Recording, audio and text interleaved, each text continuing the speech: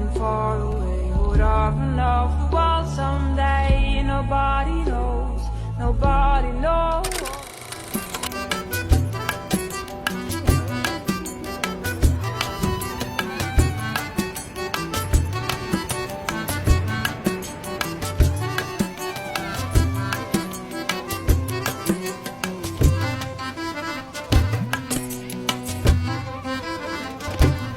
وتزعزع خاطري نص الليل ورحت شوار الليلية سيدي كيفاش تميل سحرت عقلي وعيني وتزعزع خاطري نص الليل ورحت شوار الليبية سيدي كيفاش تميل سحرت عقلي وعيني كي وصلت لها سمعت القدايم وحلت البواب عليا كي وصلت لها سمعت القدايم وحلت البواب عليا وحلت الباب.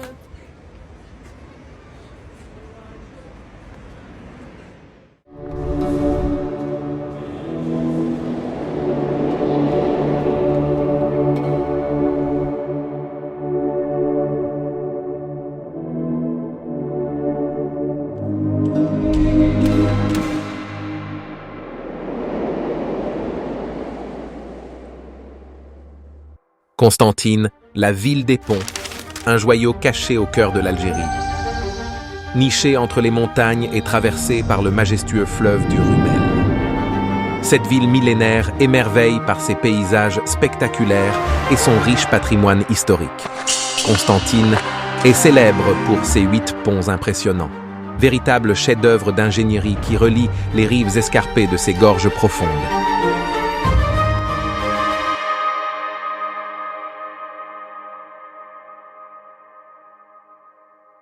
Ces ponts majestueux, chacun avec son histoire unique, sont non seulement des voies de passage, mais aussi des symboles de la résilience et de l'ingéniosité des ingénieurs qui les ont conçus. Venez découvrir cette cité fascinante, où chaque coin de rue raconte une histoire, et chaque pont est une porte ouverte sur le passé et le présent.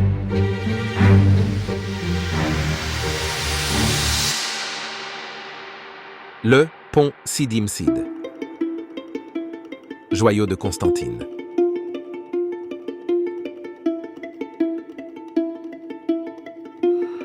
Le pont Sidi Msid, inauguré en 1912 à Constantine, Algérie, est un chef-d'œuvre d'ingénierie conçu par Ferdinand Arnaudin, un ingénieur français réputé pour ses réalisations dans le domaine des ponts suspendus.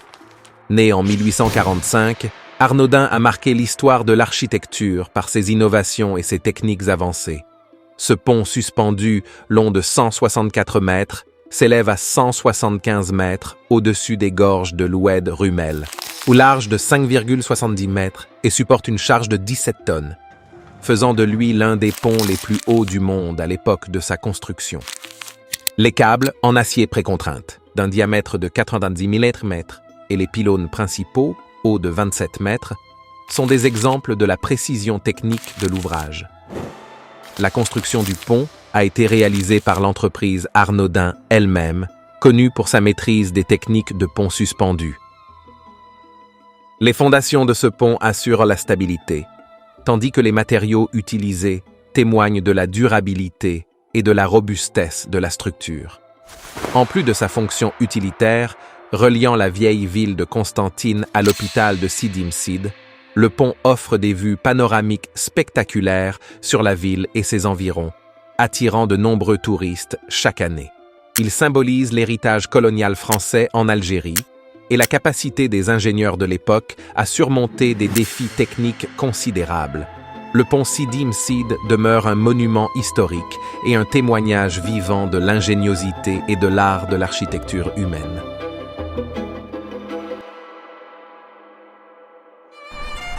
Le pont Beb El Kantara. Le pont intemporel.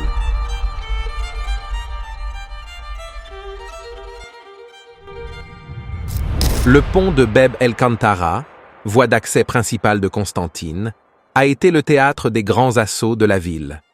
En 1185, Tous les ponts romains furent détruits, mais seul El Kantara fut reconstruit.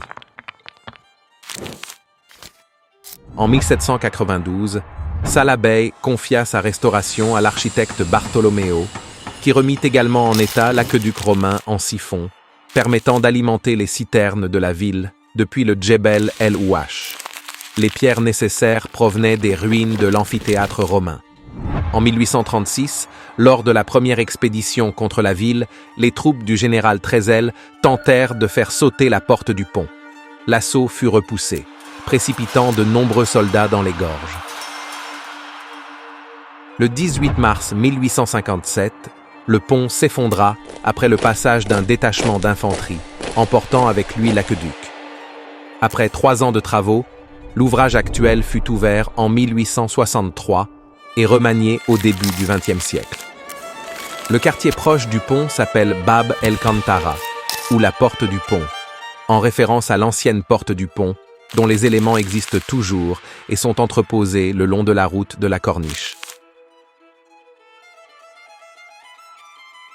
Le pont d'El Kantara, mesurant 128 mètres de long et dominant le Rumel d'une hauteur de 125 mètres, incarne l'histoire et la résilience de Constantine.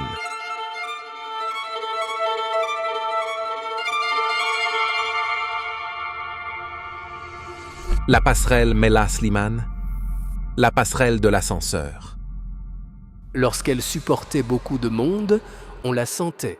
Cette passerelle se balançait doucement dans le sens vertical, surtout s'il y avait du vent, au milieu des corneilles.